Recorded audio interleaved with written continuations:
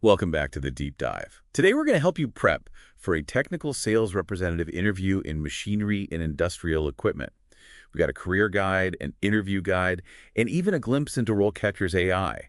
You're going to walk away understanding this career path better and with some really polished answers. It's like having a cheat sheet and a coach all in one. Okay, so let's unpack this. What does a technical sales rep in this field actually do? Well, the career guide says it's a mix of, technical knowledge and sales skills. You're not just selling a product, you're selling a solution. You need to know the machinery inside and out, but also connect with customers, understand their needs, and convince them that your solution is the perfect fit. So it's like being a consultant who can also close the deal. Exactly. Imagine you're working with a factory that needs to upgrade, let's say, their conveyor system. You need to analyze what they've got, recommend the right equipment, and then make a case for why they should go with your company's solution. That sounds challenging. But also, I bet, really rewarding. You get to use your technical skills to make a real difference for these businesses. Now, before we dive into those interview questions, I'm curious about RoleCatcher. How does their AI actually help with this kind of role? That's the cool part. RoleCatcher looks at tons of job descriptions and resumes to see what's working, what employers are really looking for. Their AI can then help you tailor your resume and even those interview answers so you highlight the skills and experience that matter most. It's like having a coach who has all the insider knowledge. Exactly. Plus, they have a whole library of sample interview questions just for this role. You can practice, get feedback from the AI, even rehearse on video to see how you come across. So it's like doing a mock interview with an expert who can tell you what to improve. That's incredible. Okay, let's get into those interview questions. This is where it gets interesting. The interview guide's got a ton of potential questions, but we picked out a few that are especially insightful. These are the ones that'll really show whether someone's just prepped or they really get what this job is about. Okay, first up, can you walk me through your experience in technical sales?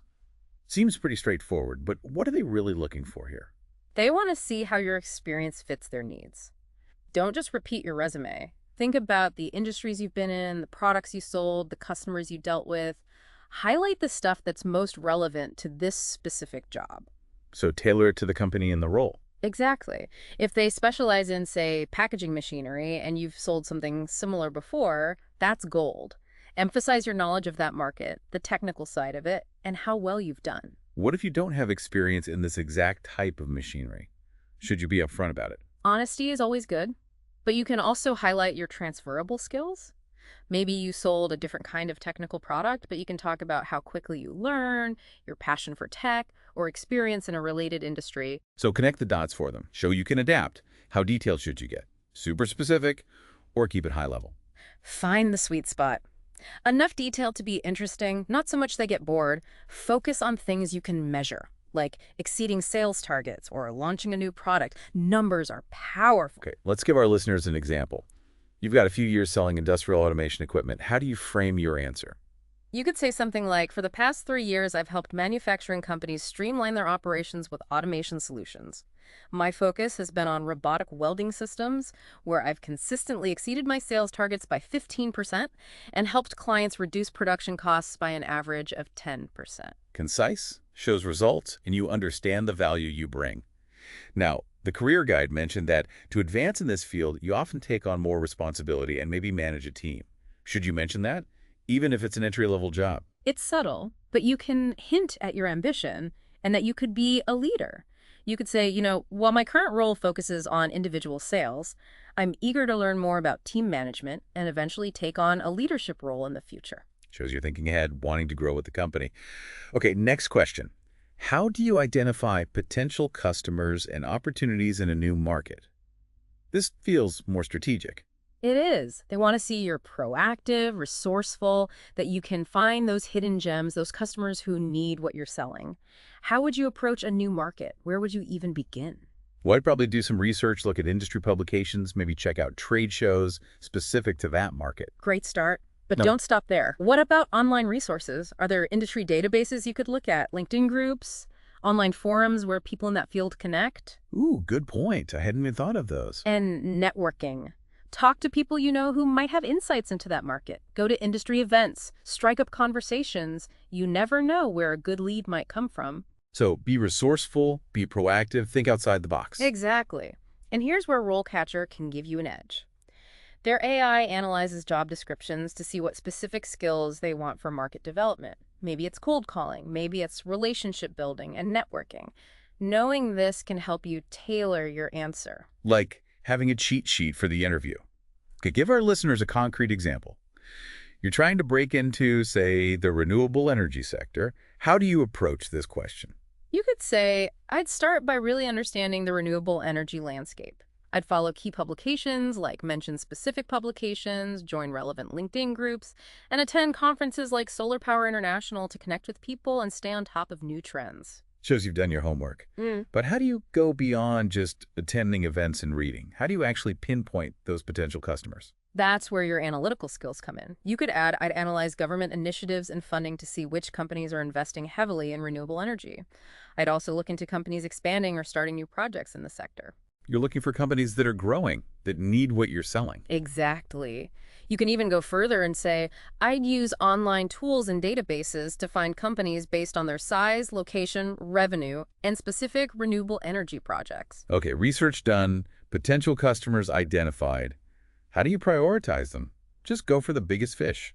Not always. It's about finding the right fit. You could say something like, I'd prioritize companies that align with our expertise and target market. For example, if we specialize in solar panels for commercial buildings, I'd focus on companies doing big solar projects for offices or industrial facilities. Makes sense. Be strategic. Find the customers who'll benefit most from your solutions. Okay, feeling pretty confident about that one. Ready for the next challenge? Bring it on. Let's talk about those all-important customer relationships. All right, listeners. Question number 3. How do you build and maintain relationships with customers over time? This is where those people skills come in, right? It is. It's not just about closing the deal, it's about being a trusted advisor, a partner in their success. Think about it. With complex machinery and equipment, they need ongoing support, advice, expertise. It's a relationship that goes beyond that initial transaction. Absolutely. And it starts with communication. Regular check-ins, updates on new products, even a simple happy birthday can make a difference. Staying top of mind, showing you care. What about when things go wrong? Because they will, right? Delays, mistakes, hiccups. How do you handle those situations? That's where problem solving and staying calm under pressure are key. Acknowledge the issue, take ownership, and then explain what you're doing to fix it. Transparency, clear communication. Exactly. And if you can, turn a negative into a positive. Offer a discount, go above and beyond to exceed their expectations. Turn those tough moments into a way to strengthen the relationship. Now, what about RoleCatcher here? Can their AI help with something like building customer relationships?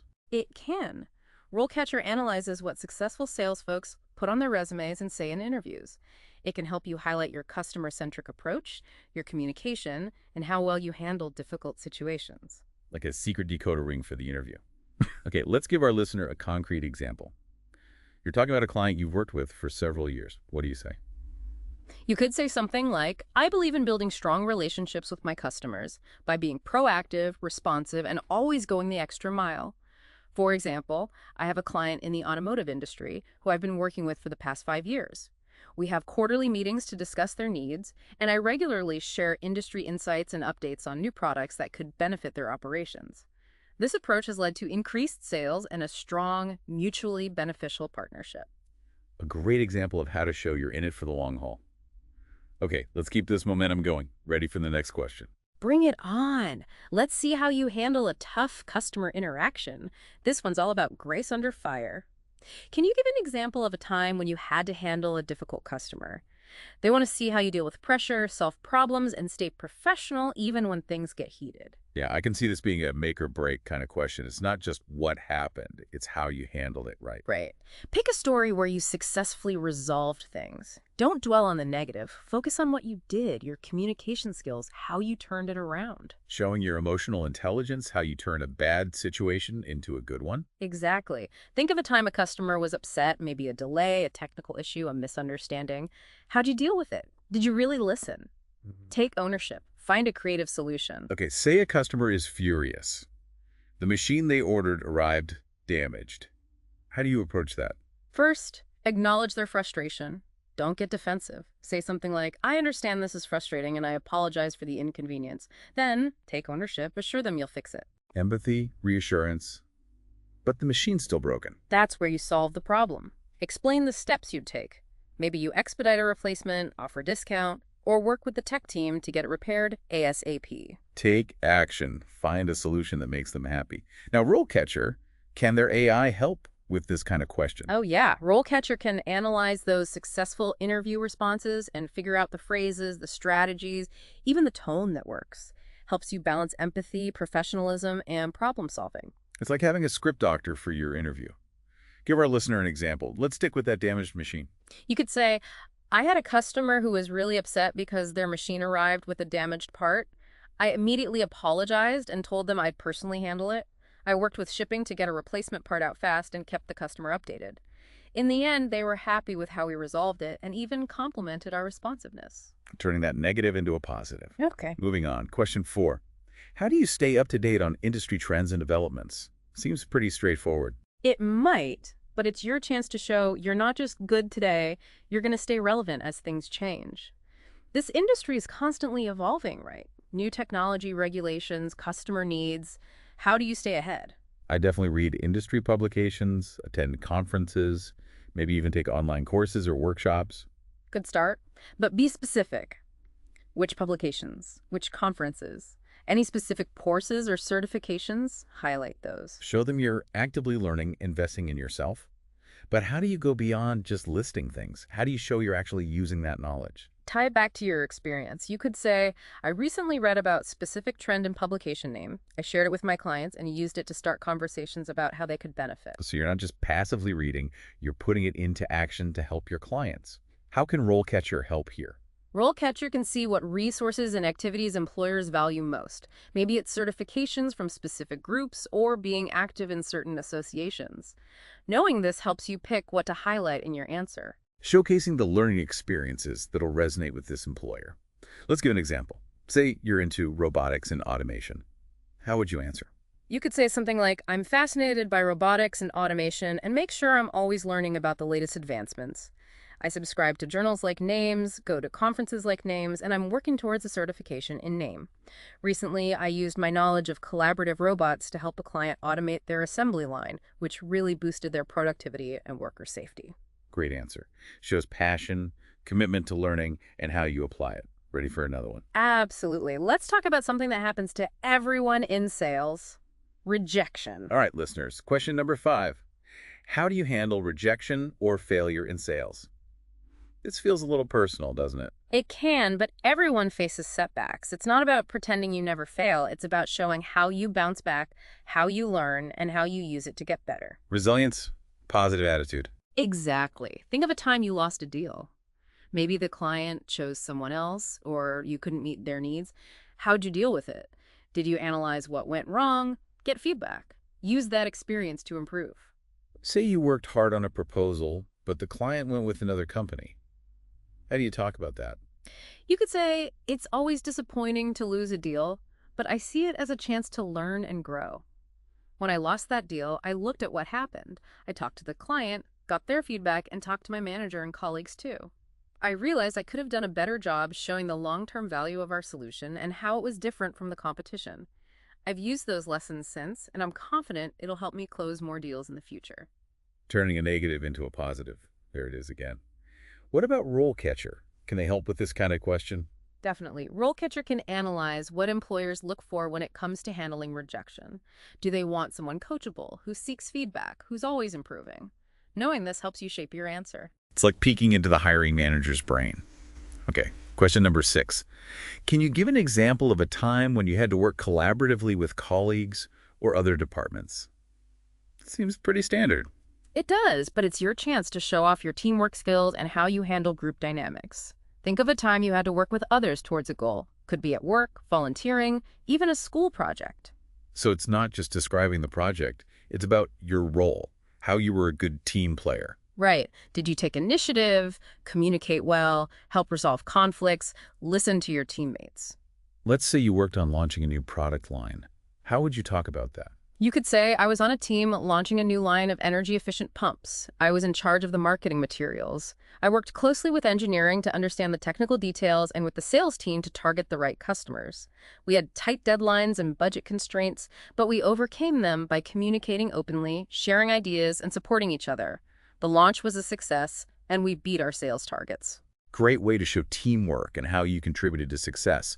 RoleCatcher, can they help with this one too? You bet. RoleCatcher can see what teamwork skills are most valued. Maybe it's being collaborative, leading meetings, or experience with agile methodologies. Knowing that helps you tailor your answer. Showcasing the teamwork that this specific employer wants.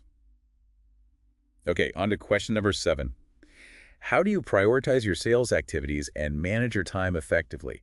That's crucial for a fast-paced sales role. It is. This is where you prove you're organized, efficient, a productivity master. You're always juggling tasks, deadlines, clients. How do you stay on top of it all and focus on the right things? I definitely use a calendar and a to-do list for appointments and deadlines, and I'd prioritize based on what's most urgent and important. Good. But tell them how you use your CRM, how you manage your pipeline, track progress, and find opportunities for follow-up. How do you structure your day? Minimize distractions. Focus your time on what brings in revenue. It's about strategy, not just tools, and focusing on what really matters. Right. RoleCatcher can analyze what time management skills and tools employers want. A specific CRM, experience in fast-paced environments, juggling multiple projects. Knowing this helps you tailor your answer. It's like a roadmap for the interview. Give an example. Multiple clients, upcoming proposals, a packed travel schedule. How do you answer? You could say, I start by making sure my activities match my sales goals and the company's overall strategy. I use our CRM, a detailed calendar, and a task management app to stay organized. I block off time for important things like client meetings and proposals, and I minimize distractions by turning off notifications and setting boundaries. I also regularly review my pipeline and adjust my priorities based on how each opportunity is progressing. Very structured, very strategic. Ready for another. Absolutely. Let's dive into a scenario that's key for any sales pro negotiation. All right, listeners. Question number 8. Can you give an example of a time when you had to negotiate with a customer or supplier? This feels a bit high stakes. It can, but good negotiation isn't about winning or losing. It's about solutions that benefit both sides. So not about being aggressive or trying to outsmart them. Nope. It's about building rapport, understanding what they need, and being creative to find a win-win. Okay, what kind of story should you tell here? Something dramatic and high pressure or more routine? Depends on the job and the company, but choose something relevant to the job description that highlights skills they value. Let's say this company really emphasizes long-term partnerships and collaboration. What kind of story works there?